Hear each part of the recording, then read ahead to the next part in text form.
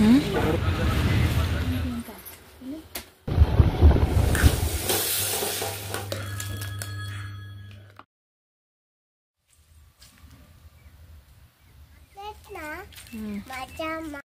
Hi ಎಲ್ರಿಗೂ ನಮಸ್ಕಾರ. ಇವಾಗ ನಾವು ನನ್ನ ಮಗಳು ಬರ್ತ್ಡೇಗೆ ಬಟ್ಟೆನ ಪರ್ಚೇಸ್ ಮಾಡೋಕ್ಕಂತ ಹೋಗ್ತಾ ಇದ್ದೀವಿ. ಇವಾಗ ಟೈಮ್ ಬಂದ್ಬಿಟ್ಟು ಒಂದು 3 ಆಗಿದೆ ಮಧ್ಯಾಹ್ನ. ಸ್ಯಾಟರ್ಡೆ ವ್ಲಾಗ್ ಇದು. ನಾವು ಯಾವಾಗಲೂ ಅಷ್ಟೇ ಶಾಪಿಂಗ್ ಮಾಡೋದೆಲ್ಲ ಹಾಸನಲ್ಲೇ ಮಾಡ್ತಾಯಿದ್ದಿದ್ದು. ಬಟ್ ಈ ಸರಿ ಚನ್ನರಾಯಪಟ್ಟಣದಲ್ಲಿ ಒಂದು ಸರಿ ನೋಡೋಣ ಅಂತ ಅಂದ್ಬಿಟ್ಟು ಹೋಗ್ತಾ ಇದ್ದೀವಿ. ಇವತ್ತು ಸ್ಯಾಟರ್ಡೆ ಆದ್ದರಿಂದ ಚನ್ನರಾಯಪಟ್ಟಣದಲ್ಲಿ ಸಂತೆ ಇದೆ ಇವತ್ತು. ಅದರಲ್ಲೂ ಈ ಮಕ್ಕಳಿಗಂತೂ ಬಟ್ಟೆ ತೊಗೊಳೋದು ತುಂಬಾ ಕಷ್ಟ. ಮತ್ತು ಬಟ್ಟೆ ಕರೆಕ್ಟಾಗಿ ಹಾಕಿಸ್ಕೊಳ್ಳಲ್ಲ, ಯಾವುದೂ ಟ್ರಯಲ್ ಮಾಡೋಕ್ಕೆ ಬಿಡಲ್ಲ. ನಾವು ಫಸ್ಟ್ ಹೋಗಿದ್ದು ಸಂಗೀತ ಶಾಪಿಂಗ್ ಮಾಲ್ ಅಂತ ಅಂದ್ಬಿಟ್ಟು. ಅದು ತುಂಬ ದೊಡ್ಡ ಮಾಲೇ, ಅಂದರೆ ತುಂಬಾ ವೆರೈಟೀಸ್ ಆಫ್ ಬಟ್ಟೆಗಳು ಇತ್ತು ಇಲ್ಲಿ ನೋಡೋದಕ್ಕೆ. ದೊಡ್ಡವರಿಂದ ಚಿಕ್ಕವರವರೆಗೂ ಎಲ್ಲ ಕಲೆಕ್ಷನ್ಸು ಇದೆ, ಎಲ್ಲ ವೇರ್, ಎಲ್ಲ ಟೈಪ್ಸ್ ವೇರ್ಸು ಇಲ್ಲಿ ಇದೆ ಅಂದ್ಬಿಟ್ಟು ಹೋಗಿದ್ವಿ ಇಲ್ಲಿ. ಅಂದರೆ ಮಕ್ಕಳಿಗೆ ನೋಡೋದಕ್ಕಂತೂ ತುಂಬ ಪೇಷನ್ಸ್ ಬೇಕು, ಮತ್ತು ಅವ್ರು ಕರೆಕ್ಟಾಗಿ ಟ್ರಯಲ್ ಮಾಡಲ್ಲ. ಅದರಿಂದ ನಾವು ಕ್ರಾಪ್ ಟಾಪಲ್ಲಿ ನೋಡಿದ್ವಿ. ಕ್ರಾಪ್ ಟಾಪು, ಸಲ್ವಾರು ಮತ್ತು ಫ್ರಾಕು, ಆ ಥರ ಡಿಫ್ರೆಂಟ್ ವೆರೈಟೀಸಲ್ಲಿ ನೋಡಿದ್ವಿ. ಅಂದರೆ ಯಾವುದು ಅಷ್ಟೊಂದು ನಮ್ಗೆ ಇಷ್ಟ ಆಗಲಿಲ್ಲ. ಒಂದು ನನ್ನ ಮಗಳೂ ಅಷ್ಟೊಂದು ಇಷ್ಟಪಡಲಿಲ್ಲ. ಅದರಿಂದ ನಾವು ಬೇರೆ ಶಾಪು, ಟ್ರೆಂಡ್ಸ್ಗೆಲ್ಲ ಹೋದ್ವಿ. ಅಂದರೆ ಬರ್ಡೇ ಆದ್ದರಿಂದ ಬರ್ಡೇಗೆ ಸೂಟಬಲ್ ಆಗಿರೋದು ಯಾವುದೂ ಇರಲಿಲ್ಲ. ನಾರ್ಮಲಾಗೆ ಡೈಲಿ ಯೂಸಸ್ ವೇರ್ಗಳೇ ಜಾಸ್ತಿ ಇದ್ದಿದ್ದು ನೋಡೋದಕ್ಕೆ. ನಮ್ಗೆ ಯಾವುದು ಅಷ್ಟೊಂದು ಸೂಟಬಲ್ ಅನ್ನಿಸ್ಲಿಲ್ಲ. ಅದರಿಂದ ನಾವು ಇನ್ನೊಂದೆರಡು ಶಾಪ್ಗೆ ಹೋಗಿ ಆಮೇಲೆ ಲಾಸ್ಟ್ಗೆ ನಾವು ಬ್ಯಾಂಗ್ಳೂರ್ ಸ್ಟೋರ್ಸ್ ಅಂತ ಇದೆ, ಅಲ್ಲಿಗೆ ಹೋದ್ವಿ. ಅಲ್ಲಂತೂ ತುಂಬಾ ವೆರೈಟೀಸ್ ಆಫ್ ಕಲೆಕ್ಷನ್ಸ್ ಇದೆ. ತುಂಬ ಅಂದರೆ ತುಂಬಾ ಚೆನ್ನಾಗಿದೆ ಬಟ್ಟೆಗಳಂತೂ. ಮಕ್ಳಿಗಂತೂ ನೋಡೋದಕ್ಕಂತೂ ಅವರು ಅಷ್ಟೇ ತುಂಬಾ ಚೆನ್ನಾಗಿ ಕಸ್ಟಮರ್ ಸರ್ವಿಸ್ನ ಕೊಟ್ಟರು ನಮಗೆ. ಲಾಂಗ್ ಗೌನು, ಫ್ರಾಕ್ಸು, ಎಲ್ಲ ಥರದ ಟೈಪ್ಸು, ಕ್ರಾಪ್ ಟಾಪು ಎಲ್ಲನೂ ತೋರಿಸಿದ್ರು. ನಾವು ಒಂದು 3-4 ಜೊತೆನೇ ನಾವು ವೇರ್ ಮಾಡಿ ನೋಡಿದ್ವಿ. ಫೈನಲಾಗಿ ನಮ್ಗೆ ಈ ಬಟ್ಟೆ ಸೆಲೆಕ್ಟ್ ಆಯಿತು. ಅಂತಂದರೆ ಈ ಥರ ಪ್ಯಾಟ್ರನ್ ಆಗಲಿ ಕಲರ್ ಆಗಲಿ ಯಾವುದೂ ಇರಲಿಲ್ಲ ಅಂತ ಅಂದ್ಬಿಟ್ಟು ನನ್ನ ಮಗಳಿಗೂ ಅದೇ ಇಷ್ಟ ಆಯ್ತು ಅಂದ್ಬಿಟ್ಟು ಅದನ್ನೇ ನಾವು ತೊಗೊಂಡ್ವಿ. ಮತ್ತು ಪ್ರೈಸು ಅಷ್ಟೇ ಸ್ಟಾರ್ಟಿಂಗ್ ಒಂದು 700ಇಂದ ಸ್ಟಾರ್ಟ್ ಆಗುತ್ತೆ. 700ಇಂದ ಆಫರ್ಡಬಲ್ ಪ್ರೈಸ್ ಇದೆ. ಮತ್ತು ಮಕ್ಳಿಗಲ್ದೇ ಮೆನ್ನು ಮತ್ತು ವುಮೆನ್ಗೂ ಕಲೆಕ್ಷನ್ಸ್ ಇದೆ. ಇದು ಇವಾಗ ಕನ್ಸ್ಟ್ರಕ್ಷನ್ ಆಗ್ತಾ ಇರೋದು. ನಾವು ಹೋದಾಗ ಗ್ರೌಂಡ್ ಫ್ಲೋರಲ್ಲಿ ಫುಲ್ ಮಕ್ಕಳದೇ ಕಲೆಕ್ಷನ್ಸ್ ಇದ್ದಿದ್ದು. ಫಸ್ಟ್ ಫ್ಲೋರಲ್ಲಿ ಇನ್ನೂ ಕನ್ಸ್ಟ್ರಕ್ಷನ್ಸ್ ನಡೀತಿತ್ತು. ಈಗ ಸೆಕೆಂಡ್ ಫ್ಲೋರ್ಗೆ ಹೋಗಿ ನಾವು ದೊಡ್ಡವ್ರಿಗೆ ಯಾವ ಥರ ಕಲೆಕ್ಷನ್ಸ್ ಇದೆ ಅಂತೆಲ್ಲ ನೋಡ್ಕೊಂಡು ಬಂದ್ವಿ. ತುಂಬ ಚೆನ್ನಾಗಿದೆ. ನನ್ನ ಮಗಳಿಗೆ ಬಟ್ಟೆ ಎಲ್ಲ ತಗೊಂಡು ಬರೋಷ್ಟರಲ್ಲೇ ಸಂಜೆ ಆಯಿತು. ನಾವು ಮನೆಗೆ ಬರೋಷ್ಟರಲ್ಲೇ ಒಂದು 6-6:30 ಆಗೋಗ್ಬಿಡ್ತು. ಹಾಗೆ ಬರ್ತಾ ಬಂಗಾರಪೇಟೆ ಚಾಟ್ಸ್ ಅಂತ ಇದೆ ಚನ್ನರಾಯಪಟ್ಟಣದಲ್ಲೇ, ಅಲ್ಲೇ ವಿಸಿಟ್ ಮಾಡಿ ನಾವು ಅಲ್ಲೇ ಚಾಟ್ಸ್ ತಿಂದ್ಕೊಂಡು ಬಂದ್ವಿ. ದಹಿ ಪುರಿ, ಪಾನಿಪುರಿ, ಬೇಲ್ಪುರಿ, ಆ ಥರ ವೆರೈಟೀಸ್ ಆಫ್ ಚಾಟ್ಸ್ ಮಾಡ್ತಾರೆ.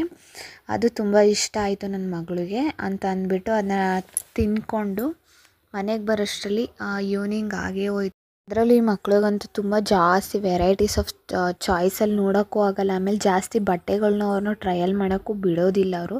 ಅಷ್ಟು ಲಿಮಿಟೆಡ್ ಚಾಯ್ಸಲ್ಲೇ ನಾವು ಬಟ್ಟೆಗಳನ್ನ ನೋಡಬೇಕು ಅವ್ರಿಗೆ ಟ್ರಯಲ್ ಮಾಡಿ. ಮತ್ತು ಆ ಟೈಮಲ್ಲಿ ನಾವು ರ್ಯಾಶ್ ಆಗಿ ಬಿಹೇವ್ ಕೂಡ ಮಾಡೋಕ್ಕಾಗಲ್ಲ.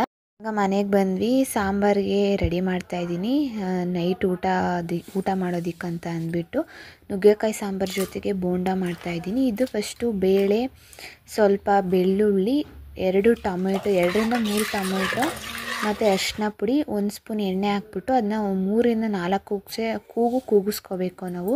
ಅದು ಕೂಗೋಷ್ಟ್ರಲ್ಲಿ ನಾವು ಆಲೂಗೆಡ್ಡೆ, ಬದನೆಕಾಯಿ ಅದನ್ನೆಲ್ಲ ಹಚ್ಚಿಟ್ಕೊಬಿಡೋಣ. ನೋಡಿ ಕೂಗಿದೆ, ಬೇಳೆ ಬೆಂದಾಗಿದೆ. ಸ್ವಲ್ಪ ಅದನ್ನ ಮಸ್ತ್ಬಿಡ್ಬೇಕು ನೀಟಾಗೆ.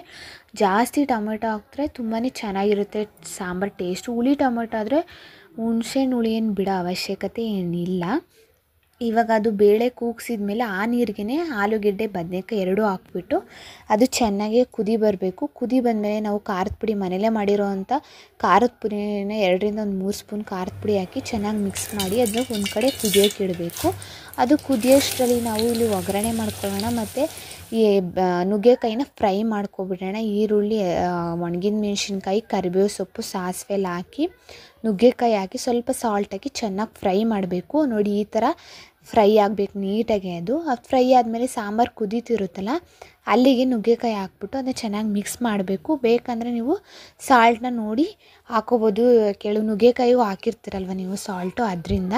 ಆಮೇಲೆ ಕಾಯಿ ತುರಿ, ಕೊತ್ತಂಬರಿ ಸೊಪ್ಪು 2 ಹಾಕ್ಬಿಟ್ಟು ಒಂದು 2-3 ಕುದಿ ಅಂತೂ ಚೆನ್ನಾಗಿ ಬರೆಸ್ಬೇಕು. ತುಂಬ ಅಂದರೆ ತುಂಬಾ ಸೂಪರಾಗಿ ಬರುತ್ತೆ ಸಾಂಬಾರು. ಒಂದು ಸತಿ ಟ್ರೈ ಮಾಡಿ ನೋಡಿ. ಅದಲ್ದೇ ನೀವು ಟೊಮೆಟೊ ಕಮ್ಮಿ ಹಾಕಿದ್ದೀರಾ ಅಂತಂದರೆ, ಹುಳಿ ಇಲ್ಲ ಅಂದರೆ ನುಗ್ಗೆಕಾಯಿ ಹಾಕಿರ್ತೀರಲ್ಲ ಆವಾಗಲೇ ಸ್ವಲ್ಪ ಹುಣಸೆಹಣ್ಣ ಹುಳಿನ ಹಾಕಿದ್ರೆ ತುಂಬ ಚೆನ್ನಾಗಿ ಬರುತ್ತೆ. ನೋಡಿ ಸಾಂಬಾರು ಎಷ್ಟು ಸೂಪರಾಗಿರುತ್ತೆ ಗೊತ್ತಾ. ನನಗಂತೂ ಆಲ್ ಟೈಮ್ ಫೇವ್ರೆಟ್ ಸಾಂಬಾರು. ಅದ್ರ ಜೊತೆಗೆ ಬೋಂಡ ಮಾಡೋಣ ಅಂತ ಅಂದ್ಬಿಟ್ಟು ಈರುಳ್ಳಿ, ಸಬ್ಬಸಿಗೆ ಸೊಪ್ಪು, ಕೊತ್ತಂಬರಿ ಸೊಪ್ಪು ಯೂಸ್ ಮಾಡ್ತಾಯಿದ್ದೀನಿ ನಾನು. ಅಂದರೆ ಮೆಣಸಿನ್ಕಾಯಿ ಯೂಸ್ ಮಾಡಲ್ಲ, ಗ್ಯಾಸ್ಟ್ರಿಕ್ ಅಲ್ವಾ, ಅದರಿಂದ ನಾನು ಮೆಣಸಿನ್ಕಾಯಿನ ಅವಾಯ್ಡ್ ಮಾಡ್ತೀನಿ. ಮತ್ತು ನನ್ನ ಮಗಳು ತಿಂತಾಳಲ್ಲ ಅಂತ ಅಂದ್ಬಿಟ್ಟು ಅದಕ್ಕೆ ಸ್ವಲ್ಪ ಸಾಲ್ಟು ಮತ್ತು ಚಿಲ್ಲಿ ಪೌಡರು, ಒಂದೇ ಒಂದು ಚಿಟಿಕೆ ಸೋಡಾ ಮತ್ತು ಓಮ್ ಕಾಳು ಹಾಕ್ತಾಯಿದ್ದೀನಿ. ಆಮೇಲೆ ಕಡಲೆ ಹಸಿಟ್ಟು ಅಷ್ಟೇ ಜಾಸ್ತಿ ಹಾಕ್ಕೋಬಾರ್ದು, ಸ್ವಲ್ಪ ನೋಡಿ ಈರುಳ್ಳಿ ತಕ್ಕನಾಗಿ ಹಾಕ್ಕೋಬೇಕು. ಸ್ವಲ್ಪನೇ ನೀರು ಹಾಕಿ ಮೀಡಿಯಮ್ ಇದರಲ್ಲಿ ಅದಕ್ಕೆ ಬರೋಂಗೆ ಕಲಿಸ್ಕೊಂಡು ಎಣ್ಣೆ ಕಾಯೋಕ್ಕಿಟ್ಬಿಟ್ಟು ಬೋಂಡ ಹಾಕಿದ್ರೆ ಬೋಂಡ ರೆಡಿ ಆಗುತ್ತೆ. ತುಂಬ ಕ್ರಿಸ್ಪಿಯಾಗಿ ಚೆನ್ನಾಗಿತ್ತು ತಿನ್ನೋದಕ್ಕೆ. ಅದರಲ್ಲೂ ಚಳಿಗಾಲದಲ್ಲಂತೂ ಏನಾದ್ರು ತಿನ್ನಬೇಕು ಅನ್ನಿಸ್ತಾ ಇರುತ್ತೆ. ನಾವಿರೋ ಸೈಡಂತೂ, ಹಾಸನ ಸೈಡಂತೂ ತುಂಬ ಅಂದರೆ ತುಂಬಾ ಚಳಿ ವಾತಾವರಣ. ಅದರಿಂದ ಏನಾದ್ರು ತಿನ್ನಬೇಕು ಈವ್ನಿಂಗ್ ಟೈಮು ಅಂತ ಅನ್ನಿಸ್ತಾ ಇರುತ್ತೆ. ನನ್ನ ಚಾನಲ್ನ ಸಬ್ಸ್ಕ್ರೈಬ್ ಮಾಡಿ, ಶೇರ್ ಮಾಡಿ, ಕಮೆಂಟ್ ಮಾಡಿ ಮತ್ತು ಬೆಲ್ ಐಕಾನ್ನ ಪ್ರೆಸ್ ಮಾಡೋದು ಮರಿಬೇಡಿ. Thank you for watching.